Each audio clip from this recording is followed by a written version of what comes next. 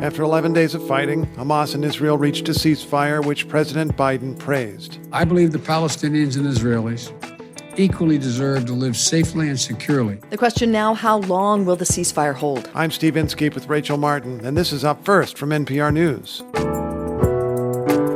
Support for Israel has traditionally been bipartisan. You're either with us or against us, and anybody who supported two states, who recognized Palestinian rights, who wanted peace, was anti-Israel. But after the latest fighting, progressives are pushing Democrats to rethink the relationship. Could they reshape a pillar of American foreign policy? And more than 20,000 migrant kids in the U.S. are being cared for in emergency shelters. Advocates are increasingly worried about the conditions there. Stay with us. We've got the news you need to start your day. This message comes from NPR sponsor NetSuite by Oracle. The bigger your company grows, the faster you sync with outdated software. Right now, NetSuite is offering a one-of-a-kind special financing program. Go to netsuite.com/upfirst to learn more. Support also comes from Dell Technologies' Small Business Podference. Dell is committed to helping small businesses of today with advice and inspiring content to rise to the challenge. Check the other episodes at delltechnologiespodference.com.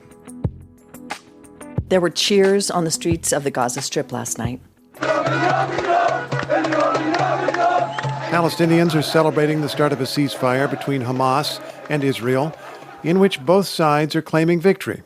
Here's what that victory looks like. 11 days of rockets flying out of Gaza, 11 days of Israeli bombs striking Gaza. Palestinian officials say more than 243 people were killed, 66 of them children. In Gaza, hundreds of buildings were destroyed, and in Israel, authorities say Hamas rockets killed 12 people, including 2 children. NPR's Daniel Estrin joins us from Jerusalem. Daniel, thanks for being there. First off, is the ceasefire holding at this point?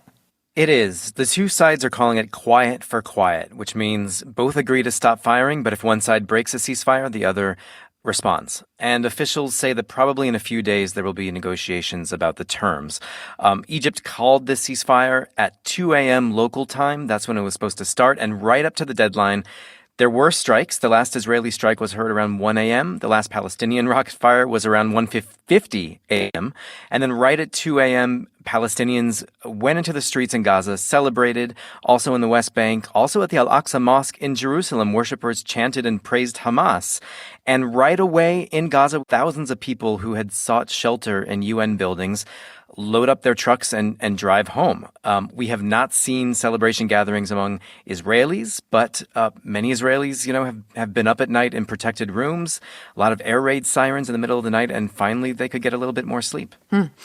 As Steve noted, both sides are declaring victory here. I mean, they can say whatever they want, but what's the reality? Well, the reality is both sides are trying to sell this as a victory to their own people who have suffered tremendously under the last 11 days. In Gaza, Hamas held a rally in the middle of the night on the street where the most devastating Israeli strikes took place, where whole extended families were killed. A Hamas leader said, "This is one of our biggest victories ever. Thank you, citizens. You are our swords for Jerusalem." Hamas is hoping it will regain popularity that it's lost in recent years, and many people really were cheering for Hamas. But my colleague in Gaza spoke to one man, Mahmoud Matar, who had a different take. Let's listen. He was saying, I don't feel good at all. He was surveying the damage for the first time on that street. He said people invested their whole lives building up these homes that were wiped out in seconds. He was placing blame with everyone. Now, just a word about Israel. The defense minister said Israel had unprecedented military achievements. He did not elaborate. And my colleague Becky Sullivan met an Israeli woman this morning, Sheila Bronner, who was asking questions. I think it's bad for both sides because it's going to be the same like in next year or something, 4 years maximum. So people are already anticipating more violence in the future. Right. I mean, let's just talk about the situation on the ground in Gaza now. I mean, multiple buildings reduced to rubble. As you say, extended families killed. But what kind of immediate needs do people there face? They face medical needs. We're talking about over 1,700 people wounded, according to Gaza officials. 1,800 homes and apartments totally destroyed. Huge damage to sewage, roads, water pipelines, electricity. industrial facilities, and don't forget COVID. Their only testing lab stopped working. One of their top COVID doctors was killed. So let's talk for a second about what that woman mentioned, this fear that this could just happen again and again. I mean, they fought for 50 days in 2014. That's right. The big question here is, will the mediators bring some kind of political solution? Until that, I don't think people on either side are going to see any future here for their children. NPR's Daniel Estrin reporting from Jerusalem. Thank you. You're welcome. Here at home, the conflict in the Middle East erupted into one of the biggest public disagreements between President Biden and the progressive wing of his party. The president said yesterday afternoon that his administration had worked for days to promote the ceasefire. I believe the Palestinians and Israelis equally deserve to live safely and securely and to enjoy equal measures of freedom, prosperity, and democracy. My administration will continue our quiet, relentless diplomacy toward that end. Biden was working under some pressure at home because Democrats and Republicans are shifting a little bit. They've steadily supported Israel for generations, but the latest war was an occasion for people on the political left to push the Democratic Party to rethink that relationship. Let's talk about this with NPR White House correspondent Asma Khalid. Hi, Asma. Hello, good morning. How would you characterize President Biden's response to this crisis? Well, the White House, had been insisting that quiet behind-the-scenes diplomacy was the most effective approach here, and perhaps they seem somewhat validated in that approach, given that there was a relatively quick, if tentative, resolution. But look, Rachel, this low-key public approach to me is also indicative of the fact that this entrenched conflict is not a top priority for Biden, and this White House in particular is resistant to having external events take their agenda off course. In his remarks last night, Biden did not really suggest any major shifts when it came to how Democrats think about Israel. He reiterated the United States support for Israel. He pledged to help rebuild the Iron Dome defense system, which had, prevented many of the Hamas rockets from getting through. He did also pledge to support UN efforts to help rebuild Gaza. That's not enough for some progressives who have really been pushing him, as we've noted, to be more vocal about support for Palestinians. What does that tell us about where the Democratic Party is right now? Yeah, Rachel, there is no question that Biden faced significant pressure from the left this time, perhaps more than ever before that we've seen in Democratic circles. And part of this is about domestic politics. Part of this is also about Israeli politics. Israeli Prime Minister Benjamin Netanyahu embraced the American right, and they have embraced him back over the years. I spoke with Ben Rhodes, a former advisor to President Obama, who pointed out that Democrats used to say that they support Israel and they support a two-state solution, but that dual response has become a harder balance since the peace process has stalled, and a two-state solution for some doesn't even seem like a feasible solution at this point. Tied to all of this and extremely important in understanding what's going on is that there has been a sea change in the Democratic Party in the growing power of social justice movements. Black Lives Matter activists and other folks on the left, many of them see themselves aligned in their causes with the struggle that Palestinians have been fighting for. This is a tension, right? Because President Biden used his campaign to central social justice issues, but he has maintained steady support for Israel, which progressives see as kind of contradictory positions. What effect is that having? Yeah, absolutely, Rachel. This is perhaps the most public disagreement to date between the left and Biden. And a ceasefire is not sufficient to them. There is still a fight over an arms sale to Israel that Biden has approved. One point of frustration is that progressives feel like they've pushed Biden on climate change and racial justice, but they haven't been able to here. NPR's Asma Khalid, thank you so much. You're welcome.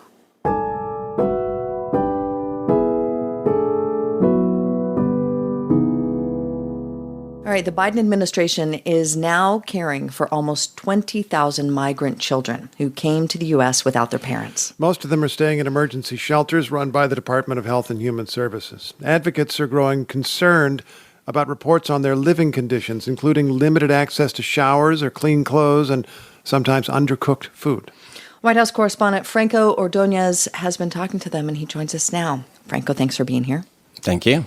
So at first, with the surge in migrant kids this year, the concern was really where they were being held, right? These detention facilities that often looked like cages. What's changed, if anything, on that front? Right. So the first concern was getting kids out of those jail-like facilities.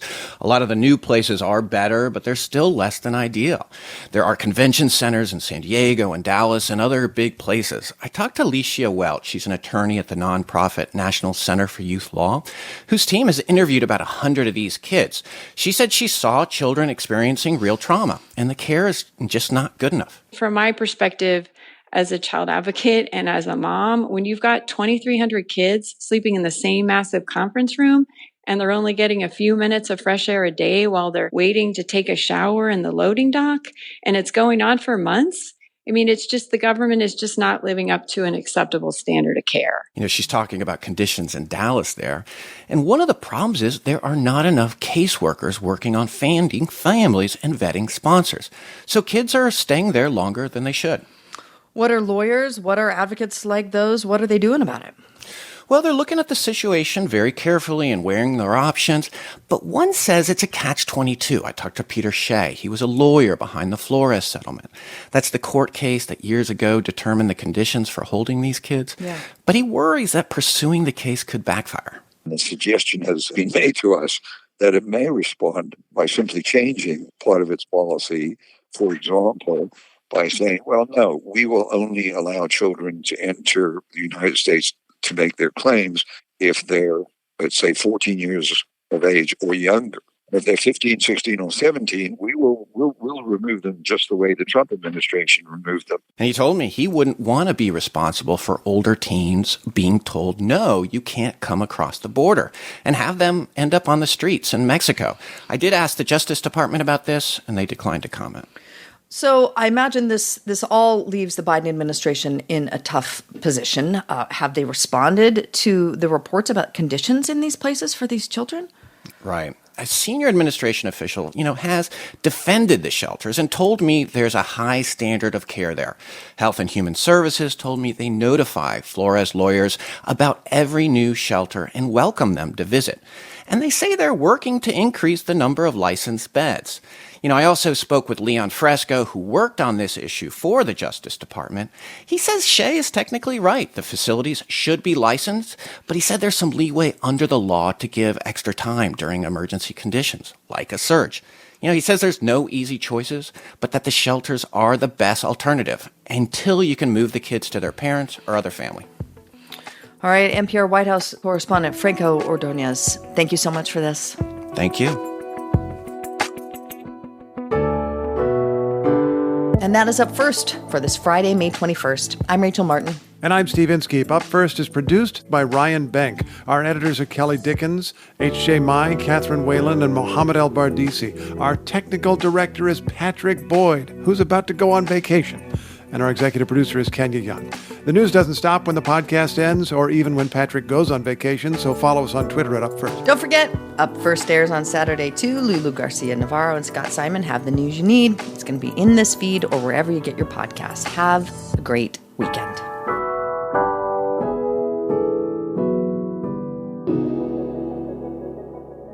What happens after a police officer shoots someone who's unarmed? For decades in California, internal affairs investigations, how the police themselves, were secret. Until now. Listen to On Our Watch, a podcast from NPR and KQED.